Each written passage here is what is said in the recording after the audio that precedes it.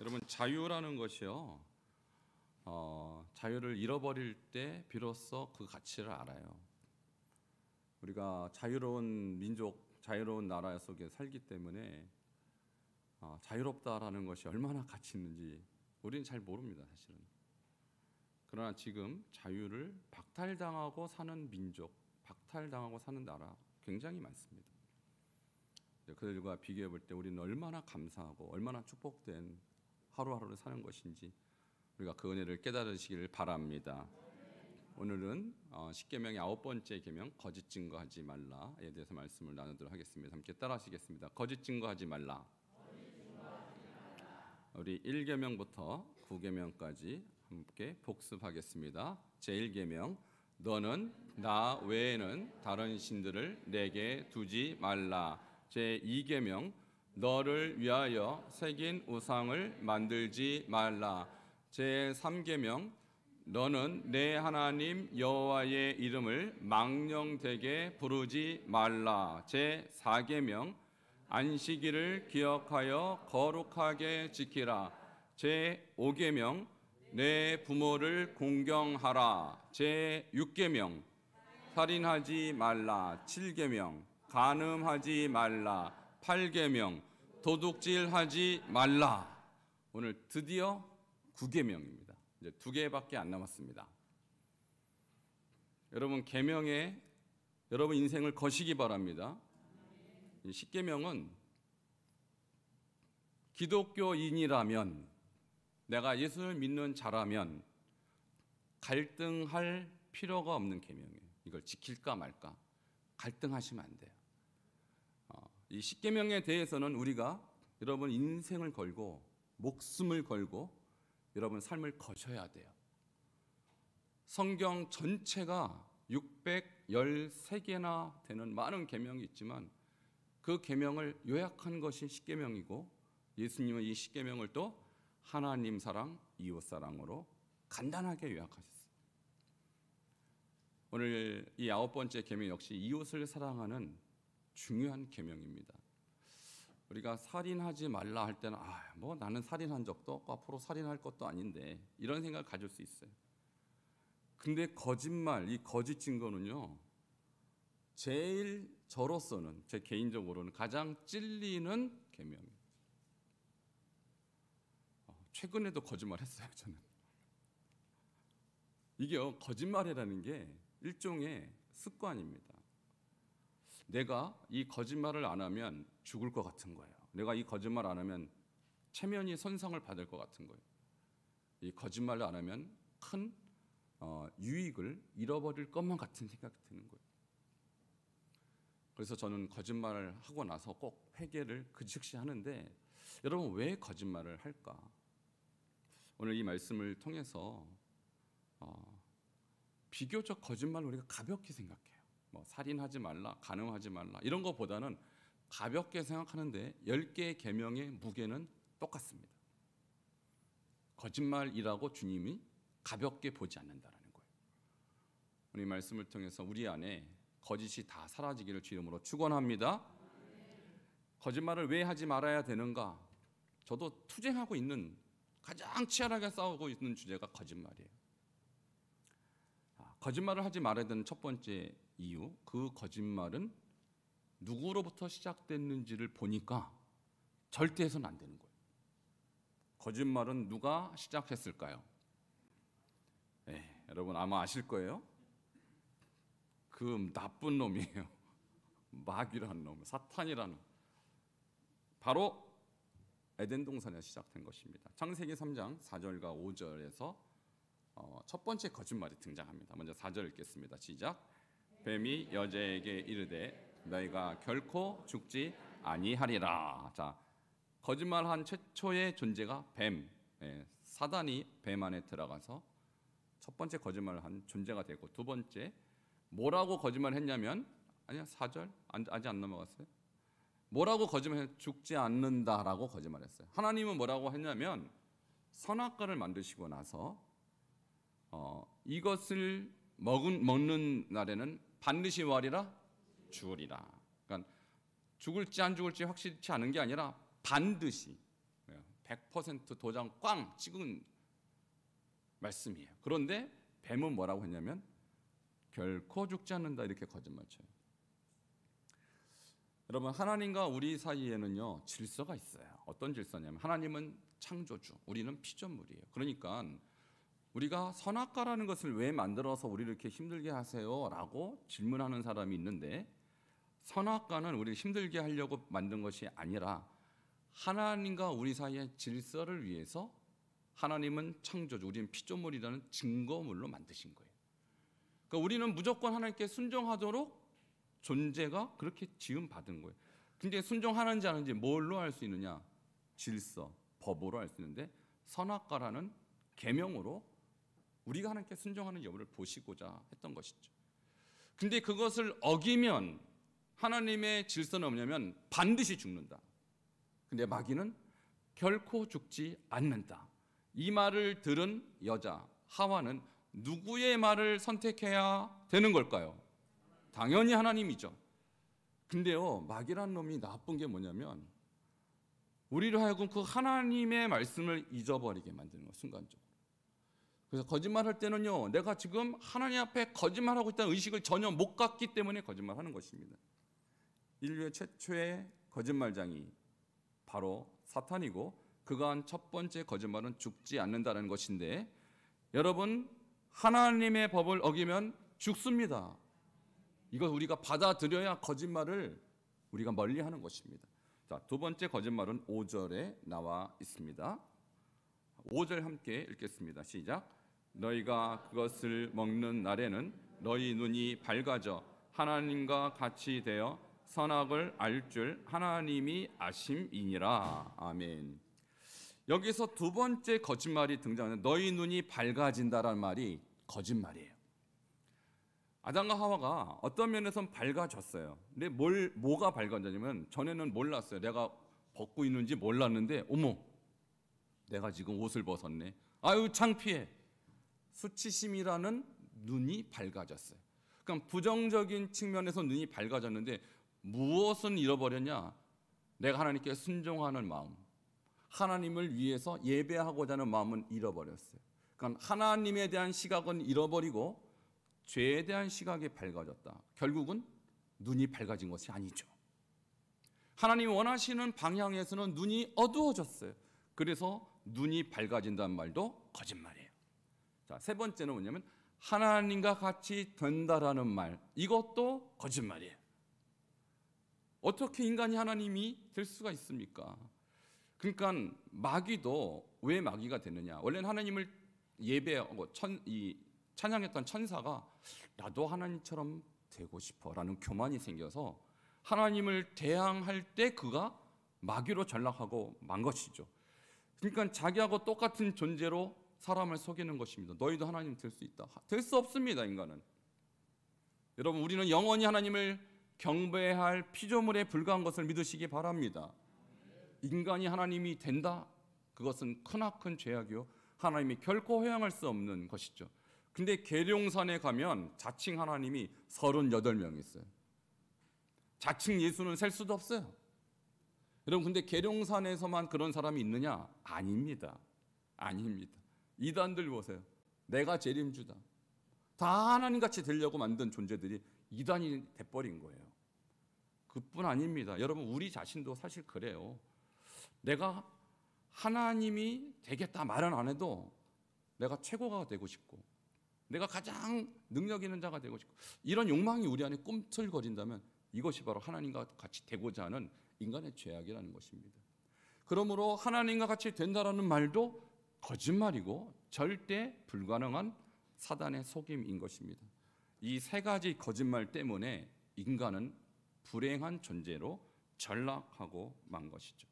요한복음 8장 44절에 보면 예수님께서 마귀를 누구라고 지칭하냐면 거짓말쟁이고 거짓의 아비라고 얘기했어요. 우리 함께 44절 읽겠습니다. 시작.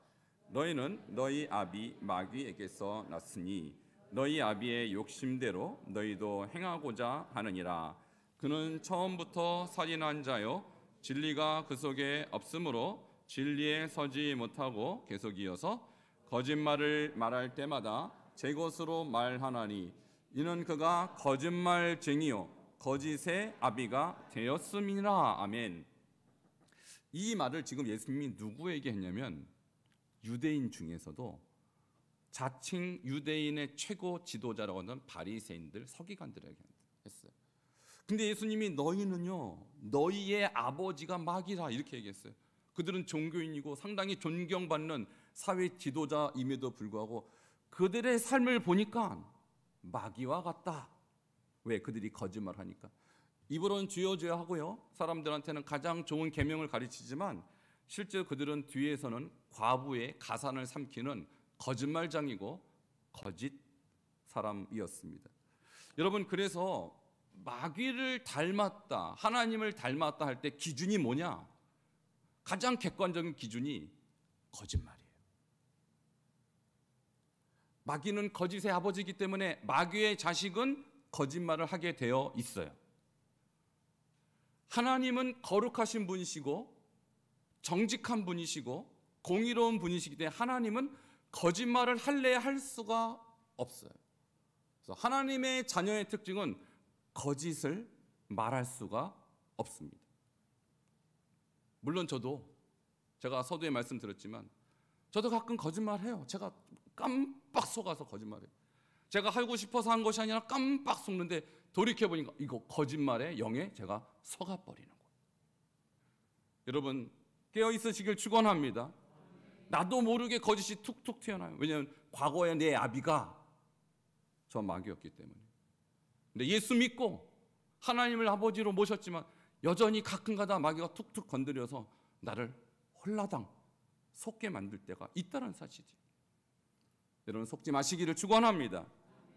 영적인 센서를, 이 9계명을 딱 다셔서 거짓말을 내가 지금 하고 있는지 안 하는지 깨달아야 이 거짓말을 승리할 수가 있는 것이죠. 두 번째 주제입니다. 거짓말을 하면 그러면 어떻게 될까요? 결과가 뭘까요? 거짓말해도 되는 줄 알고 거짓말하는데 거짓말하면 안 됩니다. 어떻게 안 되느냐? 잠언 19장 9절을 함께 읽도록 하겠습니다. 시작. 거짓 증인은 벌을 면하지 못할 것이요 거짓말을 뱉는 자는 망할 것이니라.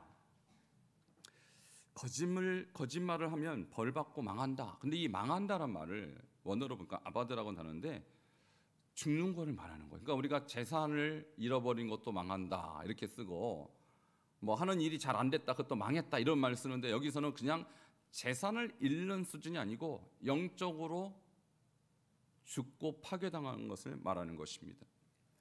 시편 5편 6절도 똑같은 주제를 다루고 있는데 거짓말의 결과가 뭘까요? 함께 6절 읽도록 하겠습니다. 시작. 거짓말하는 자들을 멸망시키리이다. 여호와께서는 피 흘리기를 즐기는 자와 속이는 자를 싫어하시나이다. 아멘.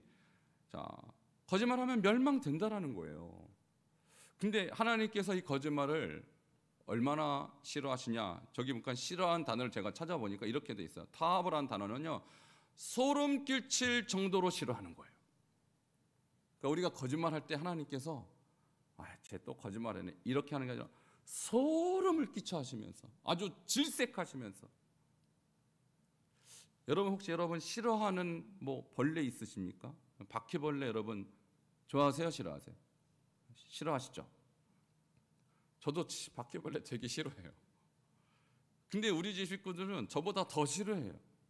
바퀴벌레 나오면 다 도망가요. 저더러 잡으래요. 저도 싫은데. 등치는 나보다 다 큰데 나도 싫어요, 바퀴벌레는. 아무도 안 잡으니까 어떻게 합니까? 제가 잡습니다. 근데 하나님께서 우리를 바퀴벌레 보듯이 그렇게 싫어한다면 여러분 어떻게 하시겠습니까? 여러분, 쥐 좋아하십니까? 쥐새끼. 제가 아는 어떤 분은 70세가 넘었는데 쥐새끼를 보면 그냥 기절해버려요.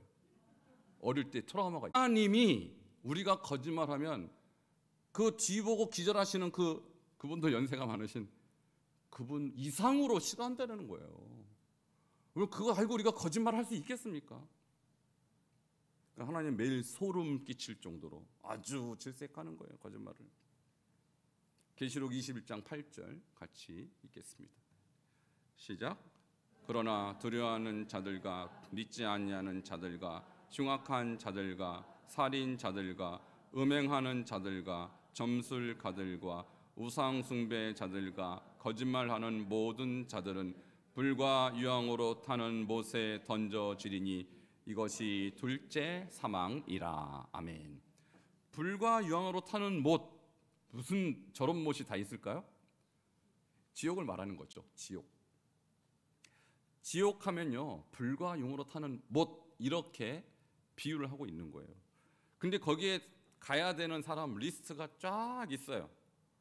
근데 살인자가 지옥 간다, 이거 이해가 되죠. 당연히 가야죠. 살인했는데.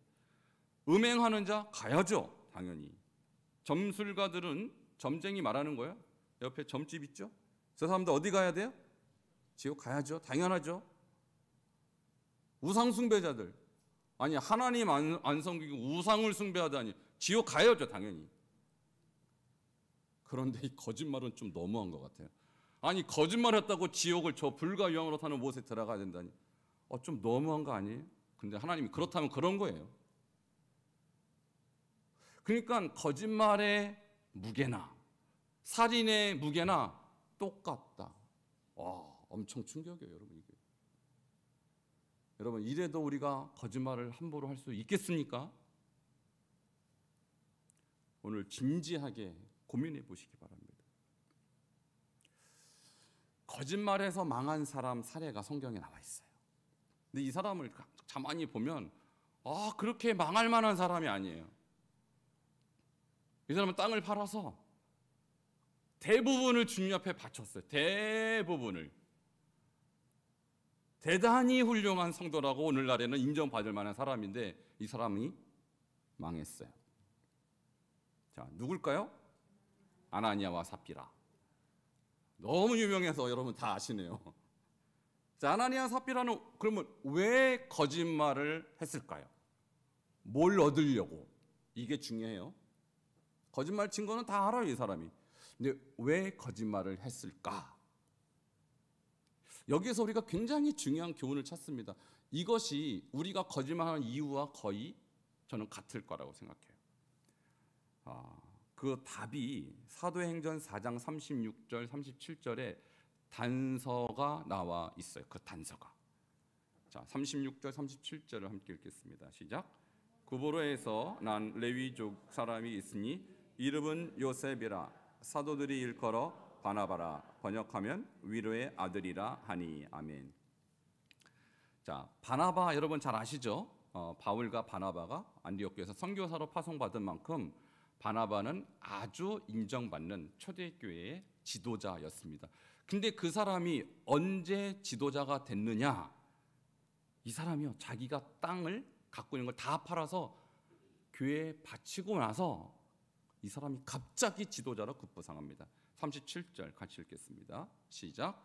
그가 밭이 있음에 팔아 그 값을 가지고 사자들의 발 앞에 두니라. 이렇게 했어요. 여러분, 이 바나바가 얼마나 부자였는지 역사가들은 이렇게 말해요. 지금도 키프로스라는 섬이 있는데 성경엔 구브로라고 적혀 있어요. 구브로에 가면 서울만한 땅이 이 바나바의 집안 땅이라고 합니다. 고색동만한 게 아니고 뭐만 하자고요? 서울만한 땅, 엄청 큰 땅을 팔아서 사도들이 발 앞에 두니라는요, 그의 결단력을 강조하는 편이에요. 발 앞에 과감하게 바쳤다.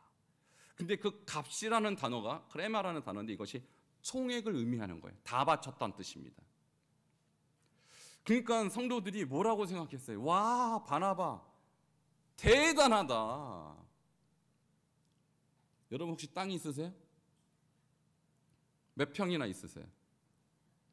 한 10,000평 있으세요? 굉장히 많은 건데 바나바의 땅은 서울만한 땅. 서울이 몇 평인지 잘 모르겠어요. 저가 그만한 땅을 다 팔아서 바쳤어요. 그 성도들이 이 사람에 대해서 이런 믿음의 사람이 세상에 어디 있느냐 박수치고 인정하고 그의 리더십을 인정 안 할래 안 할 수가 없는 거예요. 이 정도면.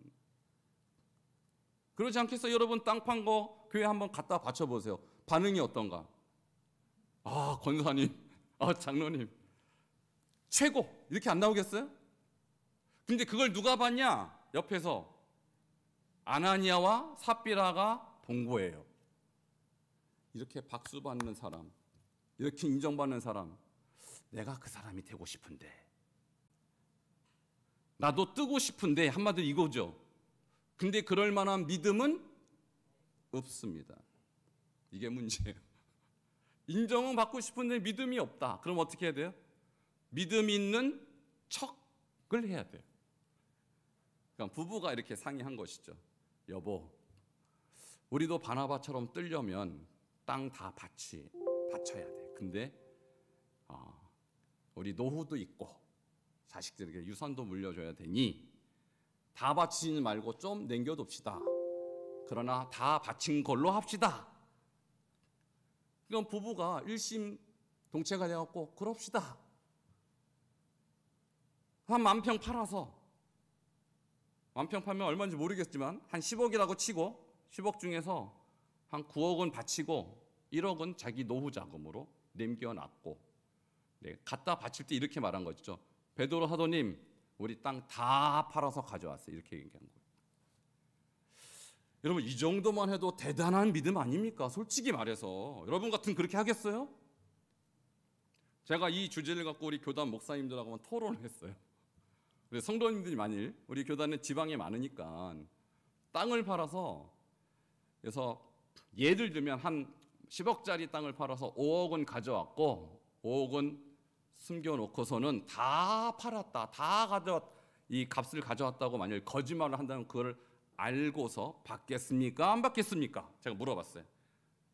여러분 목사님들이, 제가 목사님들은 그렇고 여러분 같으면 받겠습니까? 안 받겠습니까? 안 들려요. 예, 받는다는 대답이 지금 나왔습니다. 우리 목사님 대답이 뭐라냐면, 일단은 받고 천천히 교육하겠다. 천천히. 제가 4분인가 하고 이거 토론했는데 4분 다 대답이 똑같았어요. 성도들이 믿음이 어떻게 완벽하냐. 그냥 일단 받고 그러면 안 된다. 나중에 천천히 교육하겠다는 거예요. 근데 저는요, 절대 안 받는다고 그랬어요. 저는. 여러분, 우리 하나님이 돈이 없습니까? 우리 하나님이 여러분 집 한 채, 여러분 땅 그거밖에 안 되는 분이세요. 우리 하나님. 그게 하나님이 만족할 만한 액수고 하나님의 스케일입니까? 하나님 여러분 땅 안 팔아도 되고 집 안 팔아도 돼요. 하나님 우주 만물의 주인이세요. 할렐루야. 그런 하나님 앞에 집 한 채 땅 몇 평 무슨 의미가 있어요? 하나님은요, 액수가 중요한 것이 아닙니다. 하나님은 깨끗한 것을 원하세요. 깨끗하고 정결한 예물을 받기 원하시지 속여서 남들 앞에 인정받으려고 드리는 예물 필요 없습니다. 하나님. 저도 똑같아요. 여러분이 집 팔아갖고 이거 다 판 거예요 라고 해놓고 혹시 1억 2억 감춰둔다면, 저는 만약에 안다면 저는 그거 안 받습니다. 여러분, 그런 돈 가져오지 마세요. 저나 하나님이랑 생각 똑같아요. 하나님의 입장에서 돈은요 아무 의미가 없어요. 주님은 여러분의 정결한 것을 원하시는 거예요. 작아도 정결해야 돼요. 근데 정결하지 않은 액수가 아무리 큰 돈이라도 주님 앞에서는 거짓 재물이에요.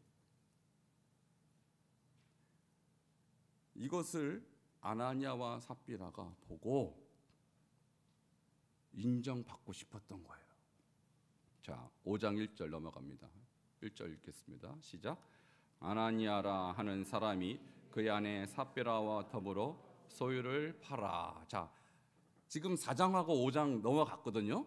방금 37절하고 5장 1절이 성경은 4장 5장으로 구분되어 있지만 옛날엔 장절이 없었어요. 성경 처음 나올 때. 그러니까 4장과 5절은 이어지는 얘기인데, 우리 한글 성경에는 번역이 안 됐지만 원어 헬라어 성경에는 중간에 그런데가 들어있어요. 그런데.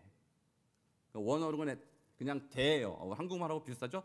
대가 들어있는데 그 뜻은 지금 바나바와 아나니아 삽비라 이 두 그룹을 비교하려고 누가가 일부러 그런데라고 집어넣은 거예요. 이 두 그룹을 비교해봐라. 누가 하나님의 사람이냐, 누가 정직한 사람이냐.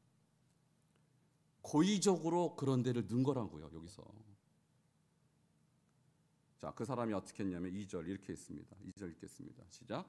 그 값에서 얼마를 감춤해 그 안에도 알더라. 얼마만 가져다가 사도들의 발 앞에 두니. 그 안에도 알았어요. 모의했다 이 말입니다. 지금.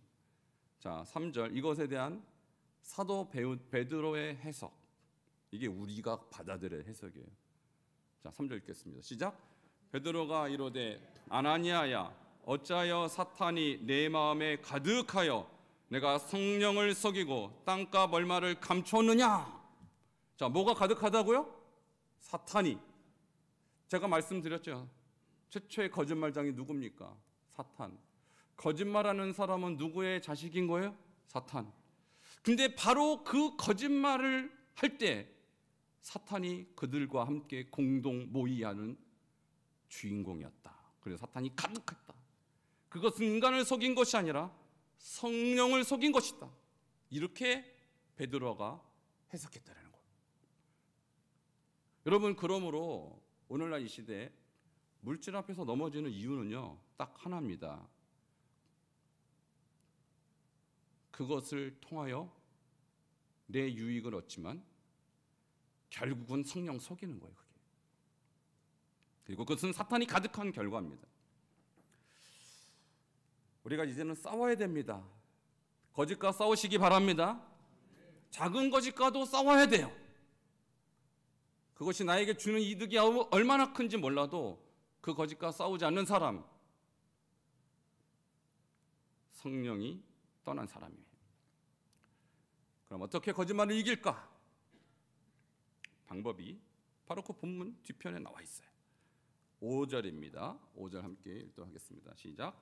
아나니아가 이 말을 듣고 엎드러져 혼이 떠나니 이 일을 듣는 사람이 다 크게 두려워하더라. 아멘. 뭐 하더라? 두려워하더라. 두려워한다는 말을 보니까 포버스, 경외한다, 존경한다 이런 뜻이에요. 그러니까 아나니아 삽비라는 지금 하나님을 경외하지 않은 사람이란 뜻이에요. 하나님을 두려워하지 않았다는 뜻입니다. 오늘날 교회에 정말 필요한 스피릿이 있다면, 오늘날 교회가 회복해야 될 영성이 있다면 저는 하나님을 경외하는 영성이라고 생각합니다. 하나님을 경외한다는 것은 뭐냐면 어떤 상황이든 누구 앞에서든 내가 사람 눈치 안 보고 하나님 눈치 보는 거예요. 지금 아나니아 삽비라의 이 이야기는 딱 그거예요. 하나님 눈치 안 보고 사람 눈치 보고 사람 인정을 구했다는 것입니다. 아무도 없을 때 여러분은 누구입니까? 우리가 교회에 와서는 사람들 앞에서 나의 모습을 의식하고 어디를 가든지 나는 사람 앞에서 내가 누구인지를 보여주길 원하지만 그때 하나님은 여러분을 지금도 보고 계셔요. 여러분이 거짓말 할 때도 하나님은 그 거짓말 다 듣고 계셔요. 근데 만일 하나님이 지금 듣고 계시다면, 그걸 인지한다면 거짓말 못합니다. 여러분, 사람 의식하지 마시고 하나님 의식하기를 축원합니다. 그것이 경외하는 거예요. 하나님을 경외하지 않는 사람은 거짓말합니다. 말씀을 맺겠습니다. 우리가 두려워할 분 하나님이에요. 그 어떤 정치가도, 그 어떤 권력가도, 그리고 그 어떤 사람도 우리가 눈치 봐야 될 이유가 없어요. 오직 하나님만 전능자시고 우리가 평생 동안 그 하나님 앞에 정직하게 산다면 우리가 나중에 백보자 심판대 앞에서 하나님의 자녀로 인정받기에 부족함이 없게 된다는 사실을 기억하시기를 주 이름으로 축원합니다. 기도하시겠습니다. 오늘 주시는 말씀 주님의 음성으로 받으시기 바랍니다. 거짓말하는 것과 살인하는 것과 음행하는 것 다 똑같은 결과를 맺게 된다고 계시라고 말씀합니다. 우리가 아무리 가벼운 거짓말해도, 아무래도 작은 거짓말해도 주님 앞에서는 똑같습니다. 주님, 오늘부터 이 구계명을 나의 영적인 센서로 작동시키게 하시고 어떤 상황에선지 하나님 앞에 살게 하시고 사람의 눈치 보지 않는 참 하나님